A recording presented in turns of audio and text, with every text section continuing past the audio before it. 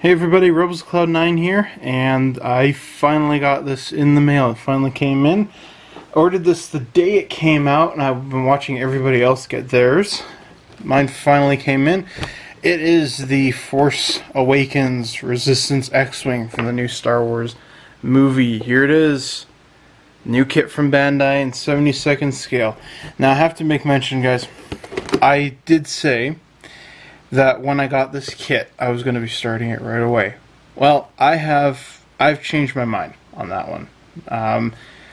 For one big reason, I've been looking around the internet trying to find reference material as to what to paint it and all that stuff. I want to be close to as accurate as I can. There's nothing out. It's all hush-hush secret. So, I decided I'm going to hold off till after the movie comes out. That way, everything won't be as, quote, classified. I'll be able to get better information of it. So yeah, I want to build it, but I know if I didn't build it as accurately as I had hoped, I'd be really upset. So, here we have some pictures of the built model. All the various poses and positions we can have. Look at it there, it looks pretty awesome. Don't think I'm going to be getting too many of these Force Awakens kits. Of course, seeing the movie I might change my mind to that, but for right now, I just really wanted the X-Wing. It looks pretty cool. And yeah, here we go. Let's open it up. Oh my goodness, plastic! Oh man, this is actually really cool. Okay. So let's... Oh man. That new Bandai smell. Okay, I'm going to put this here, and let's open this thing up. Now, I'm going to take pictures of the screws and put those on my blog, and I'll include a link to that down below, so you can go check out all the pictures of the parts that lay out there. So, I'm going to start with the Deckle Sheet because it's the first thing that comes to my mind right here. First thing that we're shown when we open up the new kit. Some really great stencils in here. Really loving all this. I love these silver ones. That's why I keep turning it. Look at that. Isn't that awesome? They just look so beautiful. Oh man, I can't get over that. You get some excellent cockpit control detail in there. Here, I think this is for the helmet, if I'm not mistaken. Here's the decals for BB-8. It's quite a few in there. It's pretty cool. And here we have our first sprue, multicolors. And man, oh man, look at that detail. Absolutely spectacular detail. Oh, I can't quite get over that. Just every little thing is in here. So I'm pretty excited about building this even more now. I'm kind of regretting my decision to not build it. But again, I know in the long run I'll be much happier if I had it a little bit more accurate. So we do have two pilots. We have a standing and a seated one there. We have just this little bit of the bottom of the fuselage. I have seen a couple builds saying that this is actually smaller than the original X-Wing. So I'm a little curious because I don't have the Bandai X-Wing, the original series one. So I'm kind of interested in that. But look at this huge block right there. It's just this huge thick piece of plastic for the nose. Absolutely spectacular. Here's like all this cockpit detail. Like there's the control stick right there. Maybe that's a control stick, I don't know. And we have this clear sprue for the windows. There's some for the lasers. Oh man, it's just so much to take in. And little BB-8 sitting there. Let me flip this around. There he is. I have to admit, I'm actually a little disappointed in BB-8 because that's not how I would construct him. This means you have a seam line that you have to clean up. I would have made the head and the body two separate pieces, but that's my nitpick. One nitpick so far. So here we have two. Where's my knife? Where's my knife? I can never open up my model.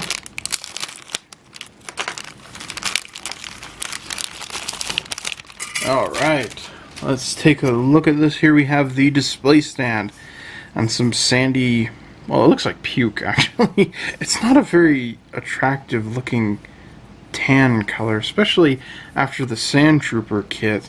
Maybe that's what they're trying to do. They're trying to say this is not Tatooine, this is the planet Jakku. So they have different sand on that planet. Maybe that's what they're going for. Anyways, it's a nice display stand. I'm glad they give you that at least. And, big note, this is a lot stronger than those stupid flimsy ones that you got with the AMT X-Wings, for all those of you who remember that misfortune. Here we have some more of the silver pieces, some more detail. These look like the landing skids. And here's the other cockpit window there. I guess this is trying to be like a studio scale type thing where you don't have any glass in it, which I might use. I'm strongly considering using this one. But how clear the window is on that one, it's a bit of a toss-up actually. So I think this is where BB-8 sits. This is in the back. And here's the engines, and again, the detail is exquisite. Like, the Yamato kits, those are the only Bandai kits I've really built. The Yamato kits are, for me, a 10 out of 10. They're excellent. They've got every detail you want. They fit perfectly. The instructions are clear. The decals are good. And they're such good kits. I have to bump them down to like a 9.5 now because, seriously, this quality is actually better. It's just, like, it's one of those things where you don't think they could get better, and they have. Like, the intricate detail in here is just amazing. How tiny and precise all that is. It's just absolutely amazing to see that. So let's pop this open here. This is our last sprue. I know, I'm sad too, but all good things must come to an end, unless it's Star Wars, in which case we'll probably be seeing them till we're 57, and, you know, maybe somehow Star Trek will get a bounce back. So here we have the stickers, which isn't, I don't know, likely. Here we have the sticker sheet, and it looks a little smaller than the decals, but I've heard a lot of good things about the stickers. They're a bit duller in their color, but very, very nice. And I've heard a lot of people saying that they're just really easy to use and they stick on really well. So here we have the wings. And man, it just looks great. Really, really looks excellent. I have nothing negative to say about this build at all. It is again above and beyond what I expected. All this detail, and it's just precise. So I'm pretty sure putting it together is just going to be a joy. Man, look at all that. It's so beautiful. So I don't know if there's any difference. I think they're making the red one, or sorry, the black and orange one, but I don't know if there's going to be any real big differences. So I don't know what this is. It's a cell phone scanning code. Sure. And over here we have the instructions. So they're basically your typical Bandai instructions. I have heard a few people talking about how complicated these instructions are, but for me personally, I don't find them to be complicated. I think they're really easy to read and really laid out well. So, again, they're basically simple. And then you get these excellent paint diagram here, especially like on the pilot. Some great detail. You can paint them up on there. It's excellent detail. Look at that. There's a picture of the cockpit. So you get all that stuff. This is great. You know, I think my choice of blue. Hold on, let me grab it. I gotta move some stuff here. I was going to use Model Master RAF Azure Blue. This is for RAF aircraft during World War II in Africa, typically. It looks pretty close. It's a bit brighter, but if I were to just darken it up a bit, maybe. That's kind of been my other thing, is finding the colors. There's been several. I've noticed that there's several differences in the colors. Like they have a full-scale prop, and then they have the they actually made models of it, and then the CGI artwork. they're all different, so I'm a bit confused as to the blue. And that's, again, where I think waiting till after the movie comes out, I'll have much better resources at my disposal to see, you know, what all these are. There'll be more intricate pictures released and all that type of thing. Because, again, it's very hush-hush secrecy right now. There's not a lot. And that's what I'd like to have, basically.